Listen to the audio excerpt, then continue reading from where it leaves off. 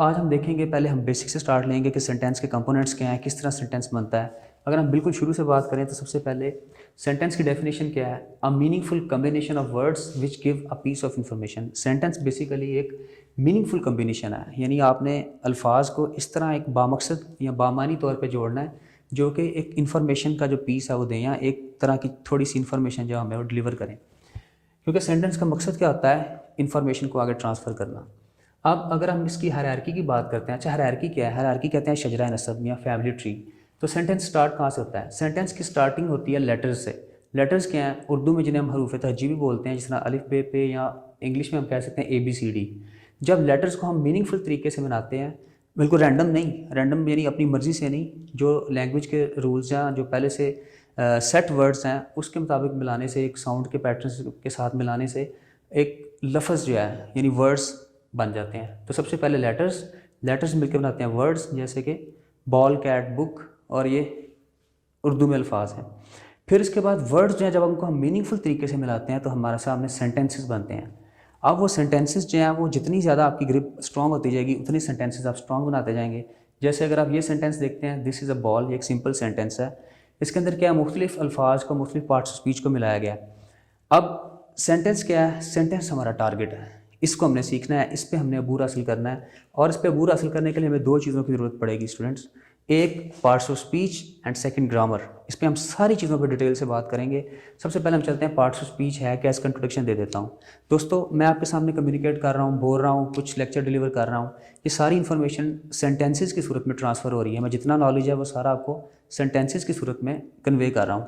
अब सेंटेंस जो है उनको अगर हम देखें, अलग-अलग करें, उनके सेगमेंट्स को खोलें, तो क्या होगा? उसके अंदर मुख्तलिफ तरह के पार्ट्स ऑफ स्पीच निकलेंगे, यानी गुफ्तगू के हिस्से निकलेंगे। कैसे? सेंटेंस के अंदर आपको नाउन भी यूज़ करना पड़ा होता है, प्रोनाउन भी यूज़ करना पड़ता है, adjectives, verb, adverb, conjunction, interjection और प्रेपोजिशन। अच्छा, अब इनके रिलेटेड करेक्शन के रूल्स भी हैं, वो भी हम डिटेल में करेंगे। मैं कोशिश करूँगा आपको पेपर ओरिएंटेड लेके चलूँ, अपने रेलिवेंट जो टॉपिक्स हैं उन्हीं पे हम फोकस करें, इररेलेवेंट चीज़ों को हम डिस्कस ना करें। खैर, अब हम यहाँ पे अगर देखते हैं तो ये हमारे सामने पार्ट्स ऑफ स्पीच आ गए। इनको हम डिटेल से डिस्कस करेंगे पार्ट्स ऑफ स्पीच के ऊपर वन बाय वन, लेकिन ये बेसिक हैं, इनका थोड़ा सा इंट्रोडक्शन आपको दे देता हूँ। सबसे पहले आता है नाउन। अच्छा, नाउन क्या चीज़ है? जब इंसान ने ज़ुबान शुरू की तो उसको मुख्तलिफ तरह के अल्फाज की ज़रूरत पड़ी, यानी कोई भी ज़ुबान है तो आपने उसमें किसी चीज़ का नाम लेने के लिए, जैसे मैं इसको दीवार बोल रहा हूँ, इसको मैं ट्यूबलाइट बोल रहा हूँ, या मेरे सामने जो चीज़ें हैं उनका कुछ ना कुछ नाम है। इसकी दो बेसिक टाइप्स हैं, वो हम बाद में डिस्कस करेंगे। लेकिन नाउन क्या है? किसी भी चीज़ का नाम। दुनिया में जितनी भी चीज़ें पाई जाती हैं उनको बुलाने के लिए या लिखने के लिए आपको उसकी ज़रूरत पड़ेगी इंग्लिश की, तो उसको हम नाउन बोलते हैं। नाउन से मुराद है नाम यानी इसम। फिर प्रोनाउन है। अगर हम बाज़ दफ़ा किसी चीज़ का एग्जैक्ट नेम नहीं जानते, हम उसको इशारा करके बुला लेते हैं, जैसे वो मेरा भाई खड़ा है, या ये दीवार है, ये मेरा बिस्तर है, तो ये वो जो अल्फाज हैं ये सारे प्रोनाउन हैं, यानी वो अल्फाज जो हम नाउन की जगह इस्तेमाल कर रहे होते हैं इनको हम इसमें ज़मीर बोलते हैं। तीसरी चीज़ हमारे पास आती है एडजेक्टिव्स। अच्छा, एडजेक्टिव्स क्या हैं? एडजेक्टिव्स होते हैं इसमें सिर्फ नाउन की या प्रोनाउन की जो क्वालिटी बताने वाले अल्फाज हैं उनको हम एडजेक्टिव बोलते हैं। फॉर एग्जांपल मैं आपसे कहता हूँ कि ये वाइट बोर्ड है। अब इसका वाइट बोर्ड एक नाउन है, चीज़ का नाम है। इसका जो कलर है वाइट है, ब्लैक है, कुछ भी है, तो जो उसका कलर है वो उसकी क्वालिटी है। इसी तरह अगर मैं कहता हूँ ये वाइट बोर्ड बड़ा है या चौड़ा है, तो बड़ा और चौड़ा जो उसकी क्वालिटीज़ हैं इनको हम क्या कहेंगे? इसमें सिफ्त। इसी तरह अगर लड़का ज़हीन है तो बॉय नाउन है और ज़हीन होना उसकी जो है वो क्वालिटी है।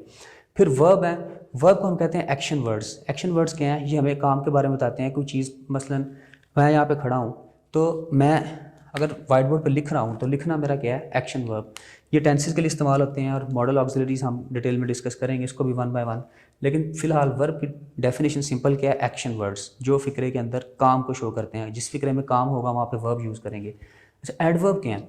एडवर्ब जिस तरह एडजेक्टिव्स जो थे वो नाउन की तारीफ़ करते थे या प्रोनाउन की तारीफ़ करते थे, उसमें वजाहत कर देते थे, यानी वाइट बोर्ड है, बड़ा है, छोटा है। इसी तरह एडवर्ब जो है बेसिकली वो वर्ब को डिफाइन करते हैं कि वर्ब जो है, जो एक्शन वर्ड्स हैं वो काम कर रहे हैं, वो किस तरह कर रहे हैं। फॉर एग्जांपल मैं कहता हूँ मैं लिख रहा हूँ, तो लिखना जो है, अगर मैं कहता हूँ मैं तेज़ी से लिख रहा हूँ, अब जो लिखना है वो कैसे लिख रहा हूँ ये बताएंगे कि एक्शन जो कर रहा है, जो काम हो रहा है वो किस तरह हो रहा है। तेज़ हो रहा है, स्लो हो रहा है, जल्दी हो रहा है, अच्छे तरीके से हो रहा है। यानी जो एक्शन वर्ड्स हैं उनकी क्वालिटी क्या है, वो कैसे परफॉर्म हो रहे हैं, तो उनको हम कहेंगे एडवर्ब्स। यानी वर्ब के मीनिंग में एडिशन कर रहे हैं। एडवर्ब वर्ब के मतलब में एडिशन करना, इजाफा करना।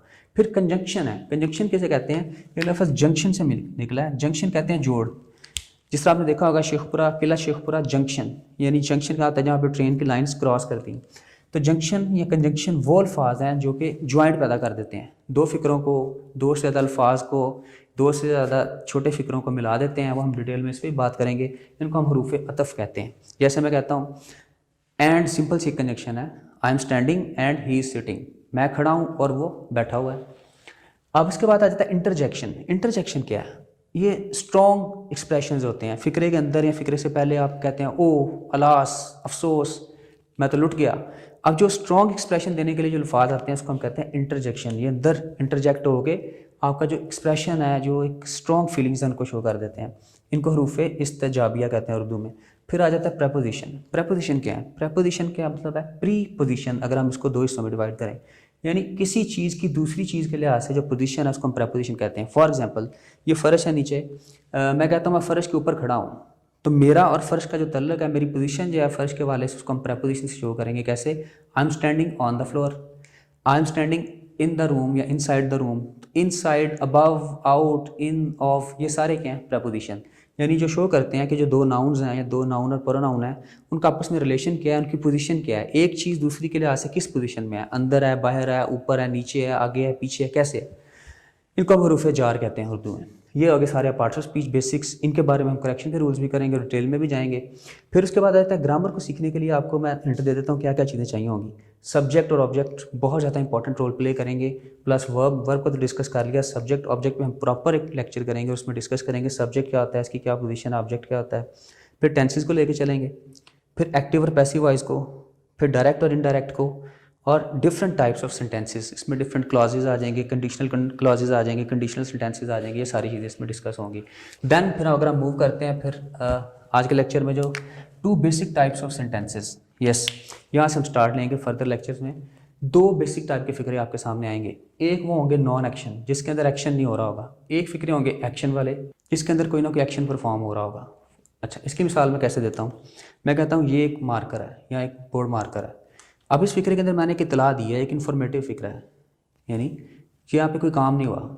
अगर मैं कहता हूँ मैं वाइट बोर्ड मार्कर से लिख रहा हूँ, तब इसमें लिखना जो है वो एक्शन आ गया।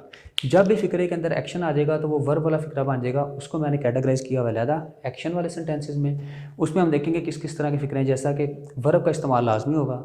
हम खेल रहे हैं, इसके अंदर क्या है? खेलना जो है हमारा वो वर्ब है। वो गाड़ी धो चुका है, धोना जो है इसका वर्ब है। मैंने घर बेच दिया है, बेचना जो है वो वर्ब है। जबकि इन फ़िक्रों के अंदर क्या होगा? सिर्फ इतला होगी। जैसे ये क्लासरूम है, इसमें काम नहीं हुआ, मैंने एक इतला दिया कि ये क्लासरूम है। वो मेरा घर है, ये भी एक इतला है। वो मेरा हमसाया है और मेरे पास एक बाइसिकल है। ये थे नॉन एक्शन फ़िक्रे। नेक्स्ट लेक्चर में हम नॉन एक्शन फ़िक्रों की सारी टाइप्स करेंगे, इन पे कमांड करेंगे। फिर हम एक्शन वालों की तरफ जाएंगे, tenses, direct, indirect, active voice, passive voice. ये मैं थोड़े से लेक्चर्स में आपको पहले इसको समेटूंगा, उसके बाद हम फिर करेक्शन के रूल्स और सारी चीज़ें हम लेके चलेंगे।